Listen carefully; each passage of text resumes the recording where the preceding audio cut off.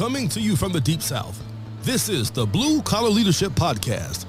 High impact leadership is not reserved for leaders, and it has nothing to do with your position, title, or rank. However, it does have everything to do with your character. It's time to climb to the next level and beyond, personally and professionally. Now, let's start making it happen with your host, Mac Story. Do you know or do you think you know? Welcome to the Blue Collar Leadership Podcast. Thanks for listening today. Today I'm talking to you about trait 23 of 30 in this 30-part series on my book, Blue Collar Leadership and Teamwork, 30 Traits of High Impact Players. Trait 23 is be certain. And you've already heard the subtitle, which is, do you know or do you think you know? There's a big gap between those two questions. Do you know or do you think you know?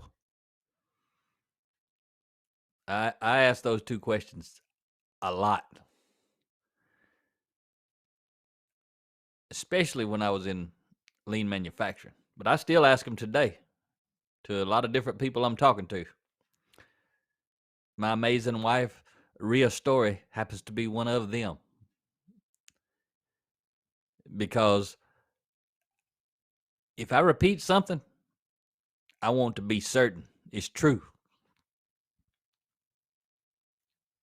And I know from 53 years of living that there are a lot of people out there that they'll tell you something with certainty and they don't have a clue whether it's true or not. They may 100% in their mind believe it's true, but they don't know that it's true. They just think that it's true.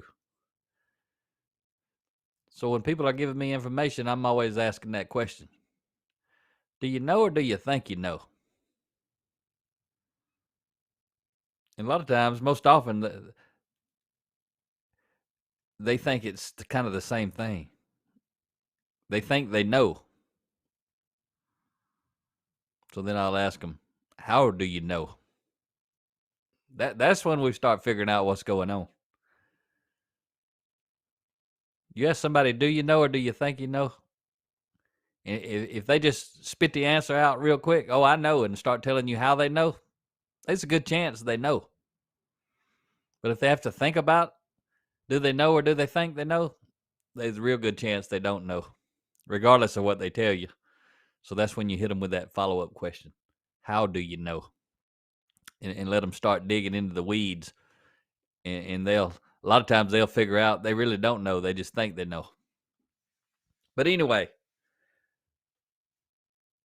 I want to start us off today with a quote from John Maxwell as we talk about be certain. And you know, this quote, he says, don't speak with certainty on an issue of which you are unsure. Don't speak with certainty on an issue of which you are unsure. So I forgot to do this last week's episode. I just realized it as I'm recording this one. So I'm gonna make sure I get this one knocked out of the way right here, because I've been doing it every episode. You know, and John says, don't speak with certainty on an issue of which you are unsure. So let's do that little role-playing game I've been doing with you guys every episode. Imagine I'm the boss and you're on my team, and I done narrowed down 2 folks I'm going to hire. And you get to make the final decision. And I tell you, these two high character people, they high character and highly competent. Except there's one difference.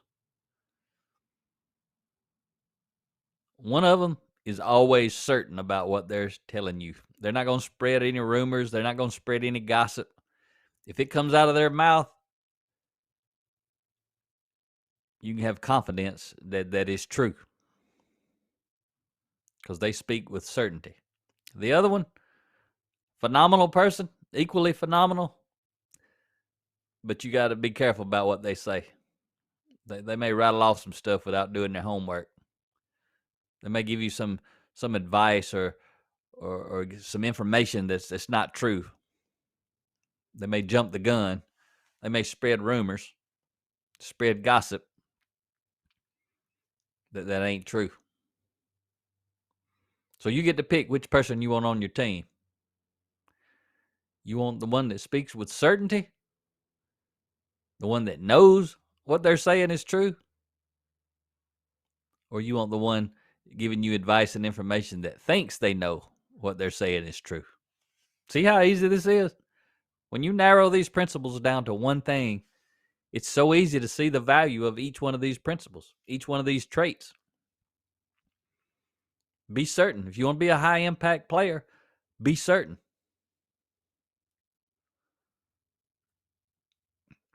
You want to be a low impact player, a mediocre player, an average player, you ain't got to worry about what you're saying. You ain't got to worry about credibility and integrity and all those type things. You just rattle off whatever you want to. You can spread rumors, you can make stuff up, whatever. It doesn't make any difference. But if you want to be a high impact team player, if you can't be certain, guess what you need to do? Be quiet. That's what high impact players do. High impact people, high impact leaders. We're talking about high impact team players now. But it's the same principle. It applies to everybody. You want to be a high impact team player, be certain or be quiet. You want to build trust, be certain. If you don't know what's going on and you still want to build trust, be quiet. If you want to pretend you know stuff when you don't know, go ahead and say what you want to, and you're probably going to create a lot of distrust. Maybe not in that moment, but when the truth comes out, you're going to be creating some distrust. So I forgot to ask you that question last time. Last time that the episode was, the trait was chapter 22, be competent. So imagine the same thing. You get to pick between two people. Both are rock stars. Character-wise. But when it comes to competency, one of them's highly competent, one of them not so competent. Which one you want on your team? The answer is obvious. You want the one that's competent. You want the one that's certain. The answer is always obvious when you're looking out the window. But when you look in the mirror, like I've been asking every episode, except for the last one, I think, because I forgot. Which one are you? Do you always speak with certainty? Or do you say a lot of things you think you know? You see it on social media, and then you just start spreading it around like it's true. But you didn't really do your due diligence and do a little research, find out if it really is true. Because I'm telling you what, there's a whole lot of junk that ain't true on social media. And you hear people spreading it all the time, all over the place. Or somebody will hear somebody say something at work. They don't know where they heard it or where they learned it. They just start spreading it. They go home, tell somebody, "Oh, I heard today so-and-so." And they ain't got a clue if it's true or not. They just spreading what they heard. Be certain or be quiet. That's my advice to you. And that's the advice I try to live myself. You hear me talking about something, I'm pretty certain about it. But there's also a lot of things I don't say. I'm happy to be quiet if I don't know. But think before placing your integrity on the line. That's what we're talking about. Back to the subtitle. Do you know or do you think you know? Team members who don't know but think they know are constantly spreading misinformation, disinformation, and they're losing credibility. You know that. I guarantee you, odds are you're on a team with team members who constantly spreading misinformation. Maybe not every team member, but there's at least one. And there's depending on how big your team is, there's probably a lot more than one.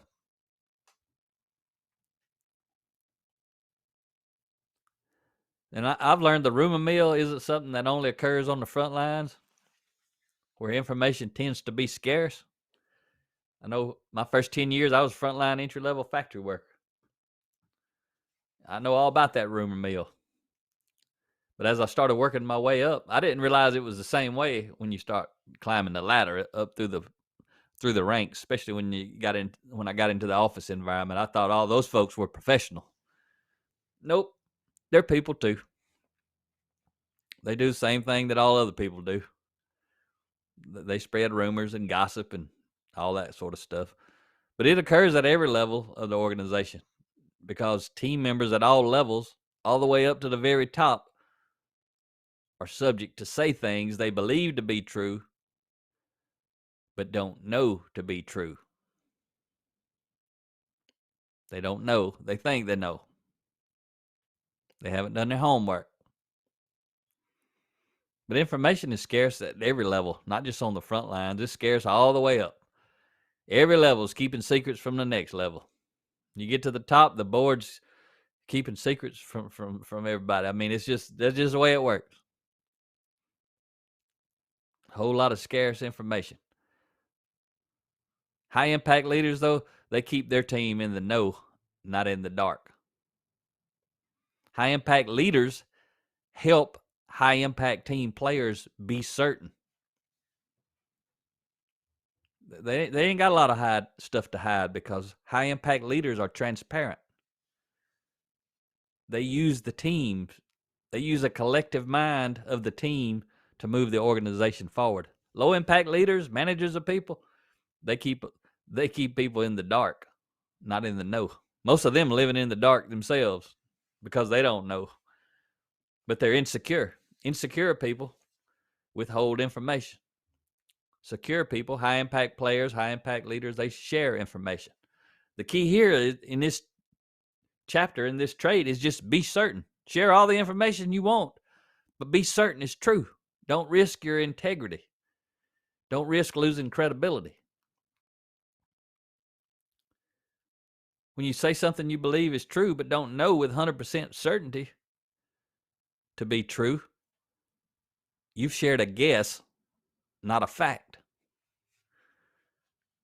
I like to be sharing facts, not a lot of guessing. As soon as you share a guess, see, high impact players avoid spreading a guess as a fact because they place a high value on integrity and credibility. And when you spread guesses instead of facts, you risk damaging your credibility and your integrity. And as I mentioned earlier, high impact players are secure within. They'll quickly say they don't know when they don't know. I used to hate those people I had to work with. And they knew everything. They knew the answer to everything, which means a lot of times they didn't know anything. They always had an answer. I like to get my information from people who often say, I don't know. If you talk to people and they don't ever say, I don't know, you can guarantee you they're giving you some information they don't know.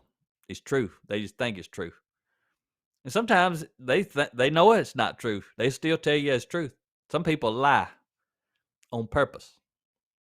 Those are definitely low impact players. You know, that's the opposite of be certain is tell a lie.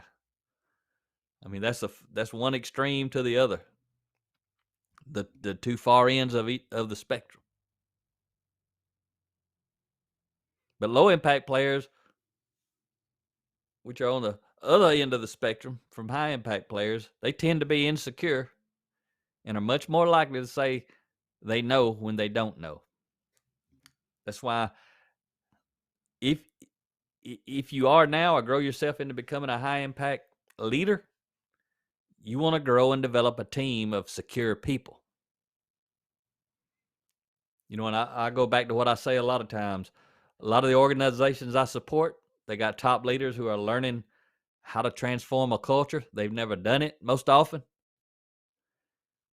So they don't make it mandatory that everybody's got to get growth and development training nonstop. I don't mean, when I say nonstop, I don't mean all day, every day. I mean consistently, weekly, some amount of development weekly, every week, It may be 30 minutes, it might be an hour, it may be 15 minutes, but it's something. I call it a leadership drip, something constantly flowing into everybody, because you want to raise people's awareness. You want to provoke thought. If I'm a leader of a team, I want to lead secure people, not insecure people. And if I've done enough development on myself, and I'm talking about be certain here, as a high impact leader, I can be certain there's who the insecure people are.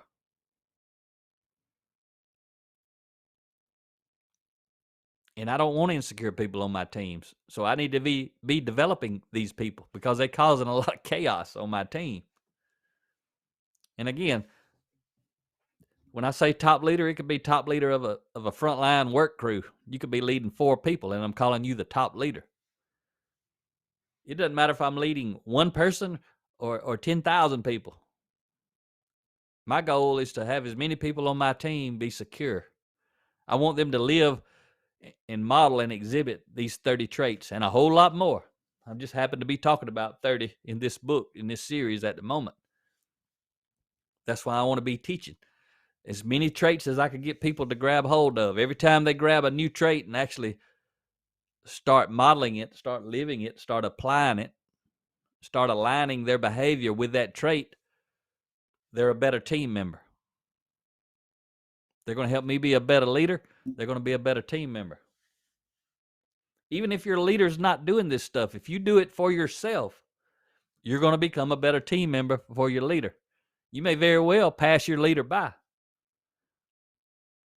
Or you may leave and go to another organization and become a higher level leader than you are now.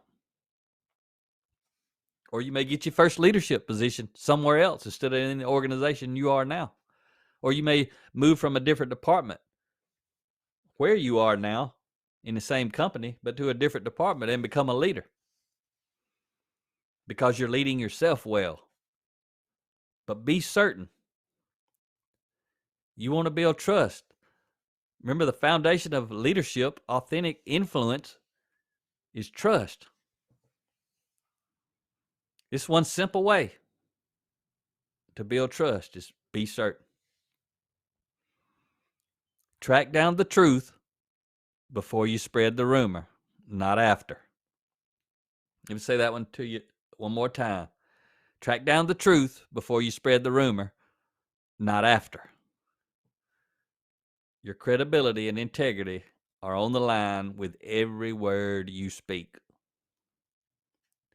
Every time you open your mouth, your credibility and integrity are on the line. Be certain or be quiet. If somebody asks you something you don't know, you got to answer them, so you can't be quiet. Guess what you say? I don't know. If you don't know and you say, I don't know, you're being certain. I don't know. It's okay. You know, that reminds me, in the book, I got a quote from Andy Stanley, and he made a great point about leadership, about being certain. He says, this is a quote from Andy Stanley related to this trait. He says, saying I don't know when you don't know is a sign of good leadership. Pretending to know when you don't is a sign of insecurity. By expressing your lack of uncertainty, you give the leaders around you permission to do the same thing. You send them an important message. In this organization, it is okay not to know. It is not okay to pretend you know when you don't. That's good stuff. And it applies to people at every level, not just formal authority leaders. But he was sharing it in the context of leadership. It applies at home with your children. Just because you're the parent don't mean you know everything. But a lot of parents think they got to act like they know everything so they look smarter than their kids. I've seen and heard so many parents sharing information that I know 100% it ain't true. but those parents are telling it like it's true. And then what happens, those children grow up, many of them figure out the truth. Then they start learning about who their parents are, whether it's mom or dad or both. Mom and dad loses a lot of credibility when the children start really learning.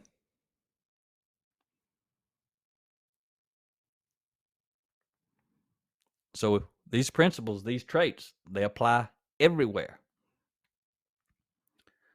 Paul Akers, he's got a great book, 2 Second Lean, for those of you in the lean field, lean manufacturing or lean construction.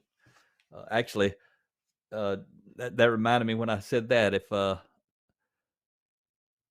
if you're in the construction industry, Rhea and I are actually going to be speaking at the Lean Construction Congress in Detroit. I think it's October 26th or 27th, somewhere around there. We're going to be speaking to 1,500 lean construction professionals in Detroit in October. So that's going to be pretty cool, going up there, and I'm going to share a lot of principles from my book, Blue Collar Kaizen, Leading Lean and Lean Teams. But anyway, Paul Akers wrote a great little book called 2 Second Lean. It's just real simple, how your team can just implement lean simply. You don't even have, nobody's got to go get certified. Nobody's got to get training. You don't have to put 5 people on a team for a week. You don't have to do any of that stuff. But you got to educate the people, and then you got to set the expectations, and then people have to take responsibility and start implementing small changes for the better, which is what Kaizen means. Kaizen is small change for the better, continuous improvement. But Paul Akers said this. He says, your pride will blind you to what you most need to learn. Pretty powerful statement right there. Your pride will blind you to what you most need to learn. You see, a lot of people that have too much of the wrong type of pride, they're insecure. I've been talking about that already.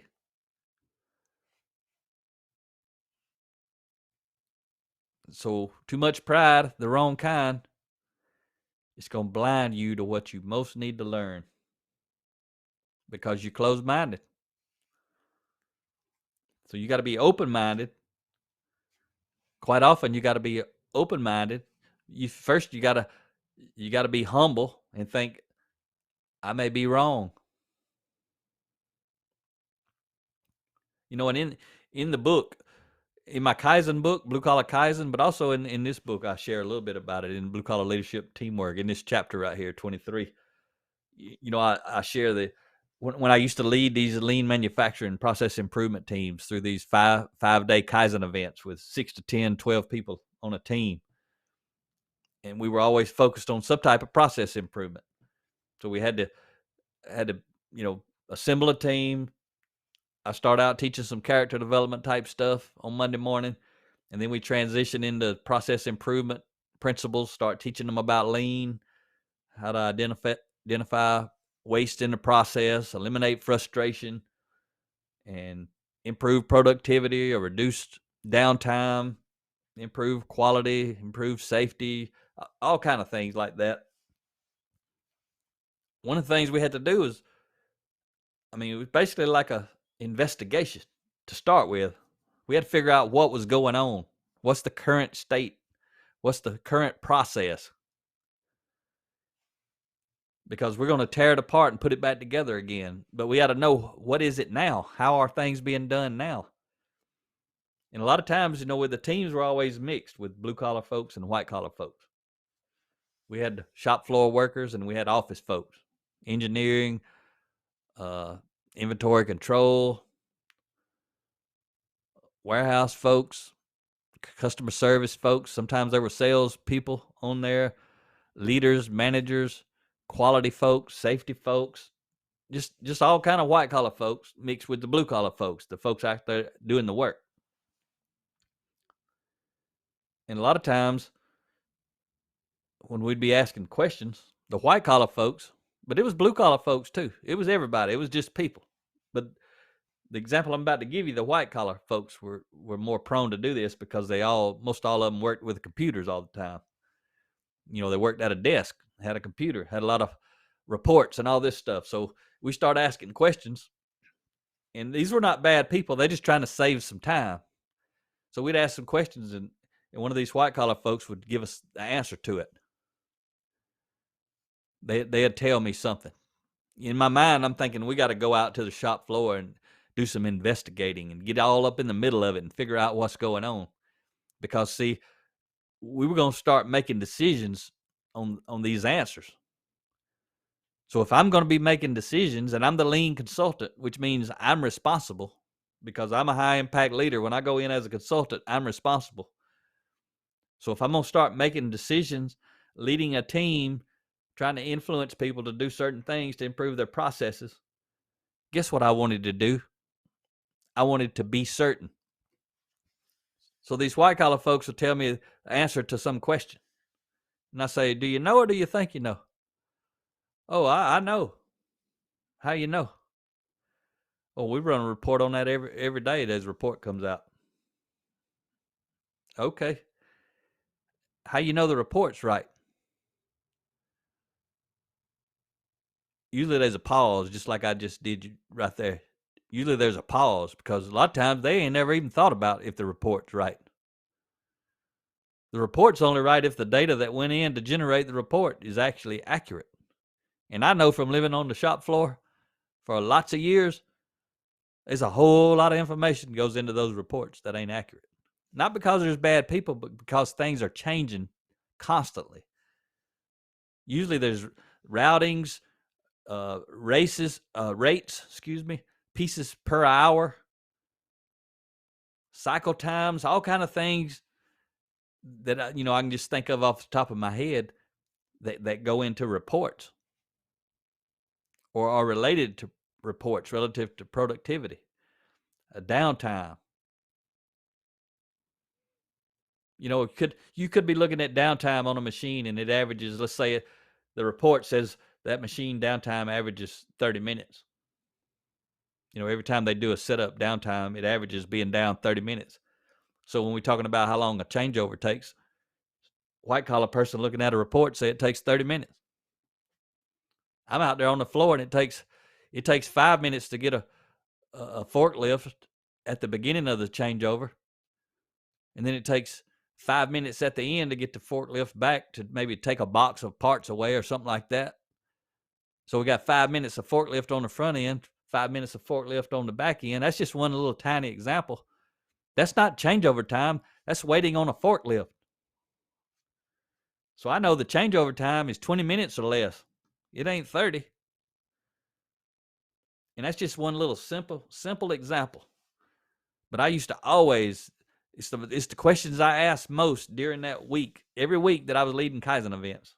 And I did that for 8 years. I logged over 11,000 hours doing that. And the first most frequent question I asked probably was why. But I often ask, do you know or do you think you know? And then how do you know?